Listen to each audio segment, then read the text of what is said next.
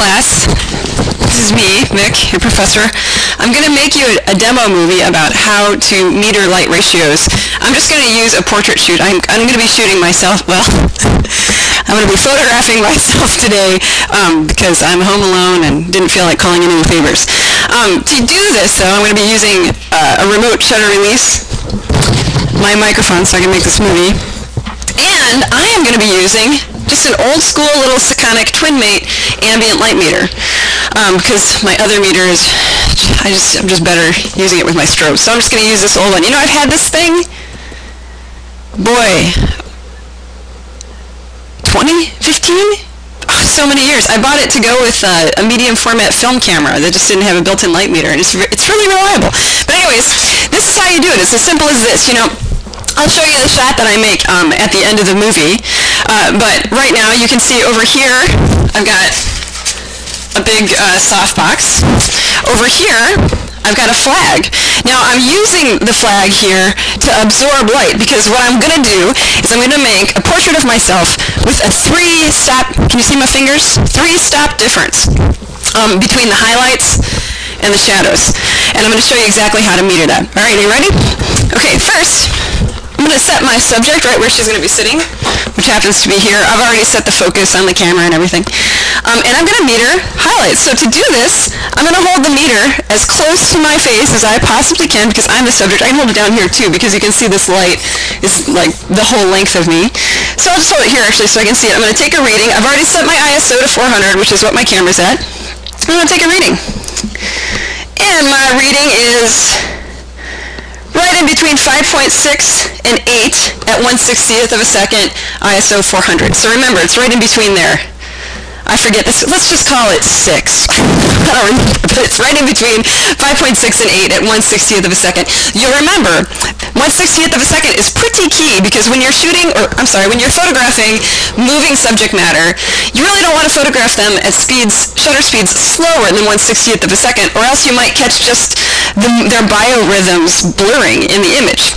And it's terrible. Trust the voice of experience. It's terrible when you're doing a portraiture shoot, especially of a whole family, and somebody was moving during the only shot where everybody's eyes are open and nobody looks upset, because then that one person is blurry. So 1/60th of a second is really the cutoff. So that's what I'm just going to use here. I'm going to prioritize 1/60th of a second and just match my my f-stop to that. Okay, so anyways, we're at f6, 1/60th of a second over here. Over in the shadows, over here, we are at, where'd it go? Hold on, sorry.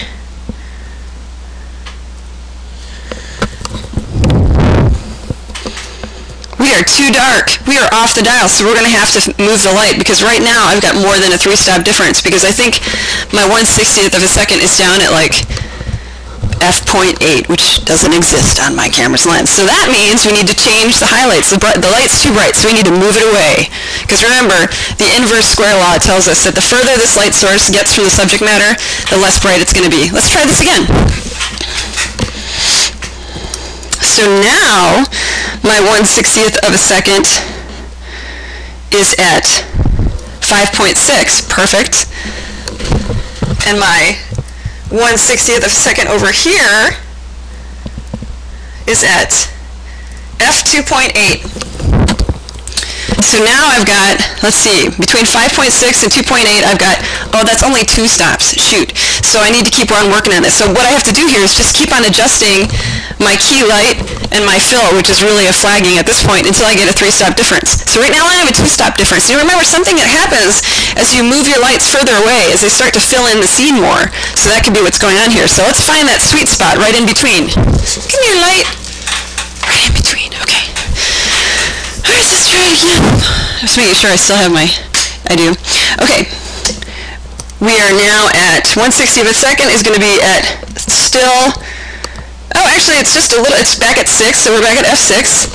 And over here in the shadows, 1/60th of a second is at f2, and that is, sorry, halfway between 5.6 and 4 is 1, halfway between 4 and 2.8 is 2, and then I'm down to 2. So I'm at about 2.5 stop difference. I have a great idea. But I don't know if this is going to be in my frame or not, so let's see. I'm going to move my flag a little bit closer. It might be in the frame, because I can't see it right now, but we'll see. So I'm still at... Oh, it is going to be in the frame, because I looked at the... my prop. My prop, the True Blues Blues. Alright, we're at... F6. 2.8. We need it darker. How can we make it darker? Oh, I have a great idea. I can shut my curtains. Hold on while I pause this.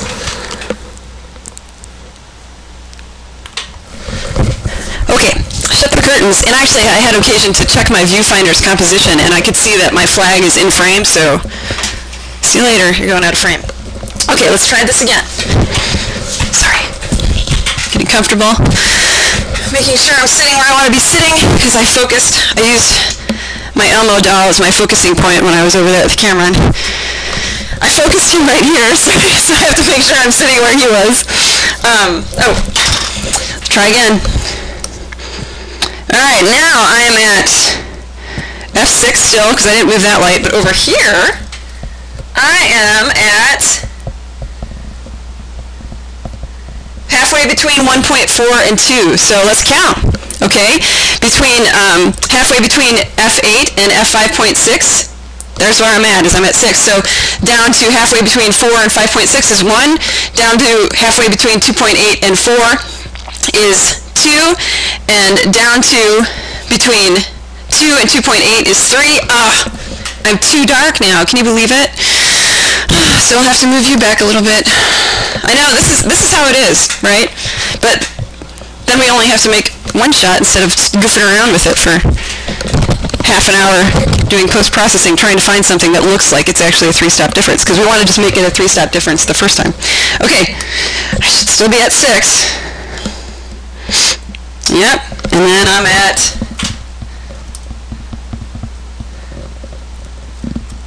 halfway between 2 and 2.8. We did it. Let's take the shot. I had this all planned out, so hopefully none of my batteries died, in this amount of time. Actually, I don't really want this in this room, so I'll pull this down here. I'm going to put my shoulders back. I'm going to give myself a proliferatory shot. And then I'm doing something here on purpose, okay? So I know that I want some light to graze across this eye right here so that it doesn't look completely dead in the image. So I'm making sure that I can see a little bit of that light from this eye. I can see the corner of my light right there with this eye, so I know that I'm going to have some light on this eye. I'm not going to be in complete darkness over here. All right, ready? Here we go. Okay, let's pause this, and then I'll put that picture on my camera, and I'll show you what happened. All right, well, there's that image straight off the camera without even any editing. So, had I the advantage of being behind the camera and photographing a live subject, I would see how dark it was over here, and I would probably add an accent light over here on the piano so that I could, get some light onto the music here, because it seems like it should be important. But you'll notice here, this is what a 3-stop difference looks like. I mean, you saw me meter it. I wasn't lying. This is what a 3-stop difference between the highlights and the shadows looked. And you saw how I did that. I metered right against my face here. Well, actually, I metered down at my chest, but whatever. Over here, and then I metered over in the shadows over here. There's a couple other things I did here too, which is the angle of view. I wanted to look down at my viewers, just so you know. It makes me look powerful. But I have to end the movie now, so I don't run out of time. Thank you.